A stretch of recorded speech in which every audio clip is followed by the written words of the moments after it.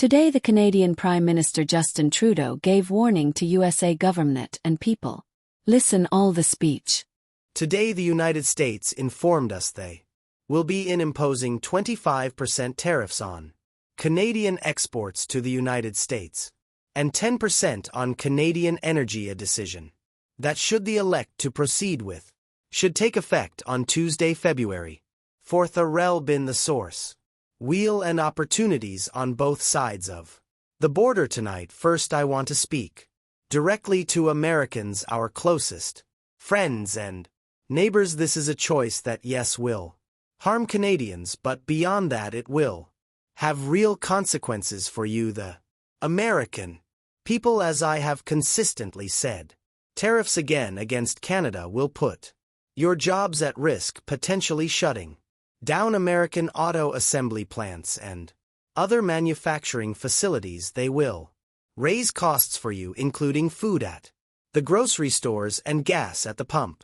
They will impede your access to an affordable supply of vital goods crucial for U.S. security, such as nickel, poach, uranium, steel, and aluminum.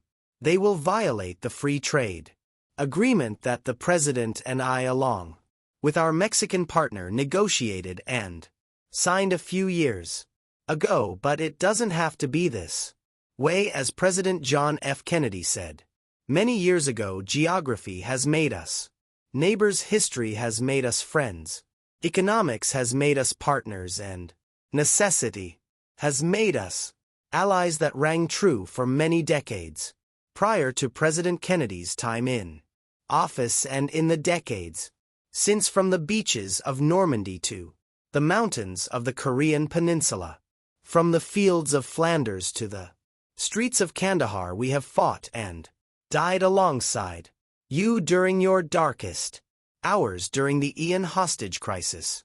Those 444 days we worked around the clock from our embassy to get your innocent compatriots home during the summer of 2005 when Hurricane Katrina ravaged your great city of New Orleans, or mere weeks ago when we sent water bombers to tackle the wildfires in California during the day the world stood still. September 11, 2001, when we provided refuge to stranded passengers and planes. We were always there, standing with you, grieving with you, the American people.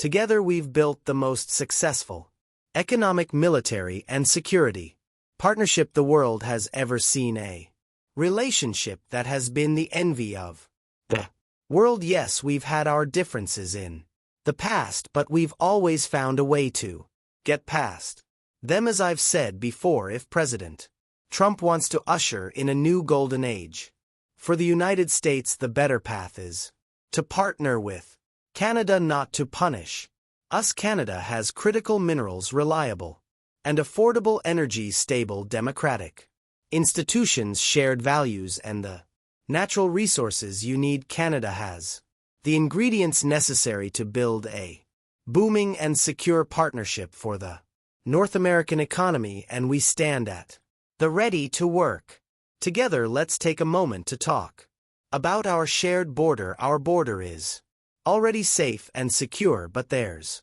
always more work to do. Less than 1% of fentanyl, less than 1% of illegal crossings into the United States come from Canada, but hearing concerns from both Canadians and Americans, including the American president himself, we're taking action. We launched a $1.3 billion border plan that is already showing results, because we too are devastated by the scourge that is fentanyl, a drug that has torn apart communities and caused so much pain and torment for countless families across Canada, just like in the United States. A drug that we too want to see wiped from the face of this earth, a drug whose traffickers must be punished. As neighbors, we must work collaboratively to fix this. Unfortunately, the actions taken today by the White House split us apart instead of bringing us together.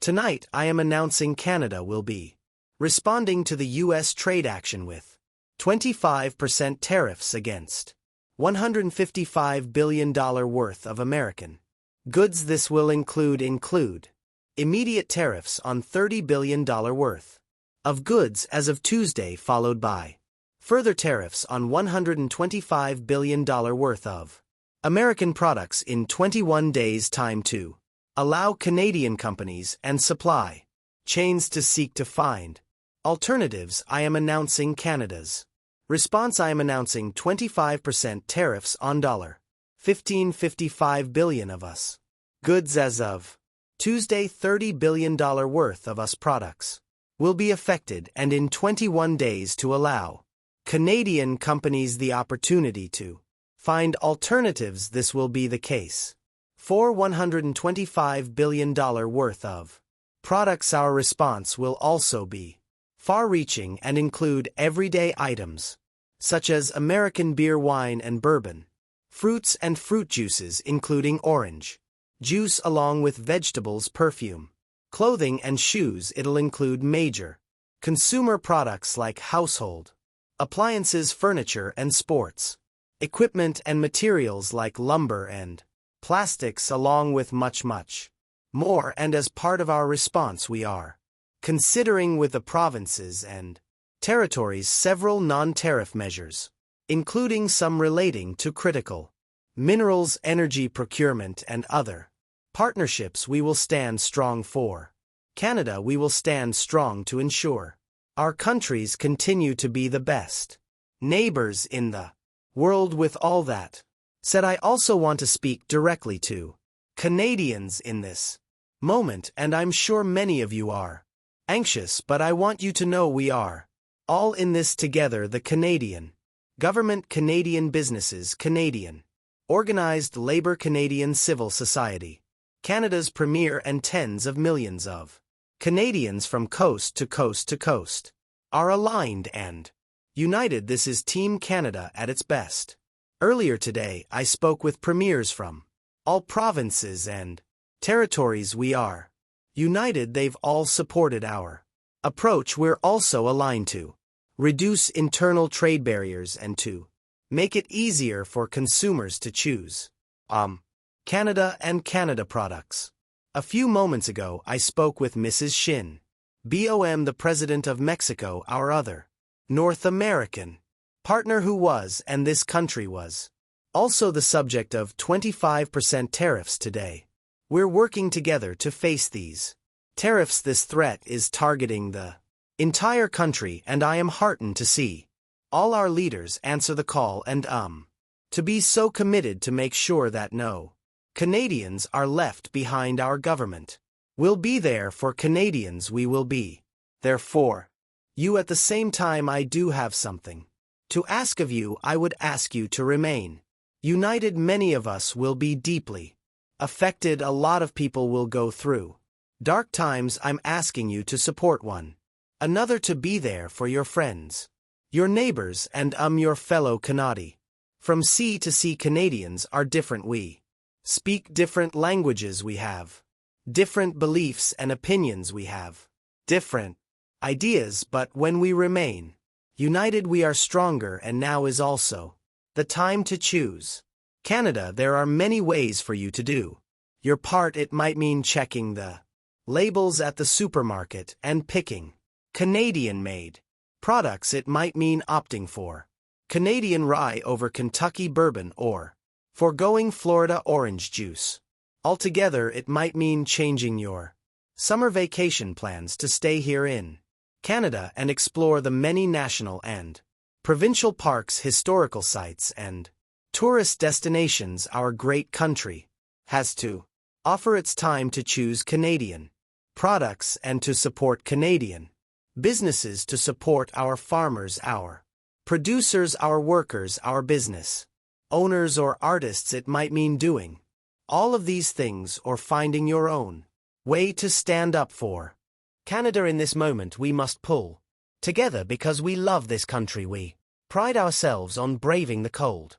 During the long winter months, we don't like to beat our chests, but we're always out there waving the maple leaf loudly and proudly to celebrate an Olympic gold medal. We have a distinct identity. We have our own history and our Values Canadians are welcoming, open, innovative and ambitious. We prefer to solve our differences with diplomacy, but we're prepared to fight if it's required. Canada is home to bountiful resources, breathtaking beauty, and a proud people who've come from every corner of the globe to forge a nation with a unique identity worth embracing and celebrating. We don't pretend to be perfect, but Canada is the best country on earth. There's nowhere else that I and our 41 million strong family would rather be.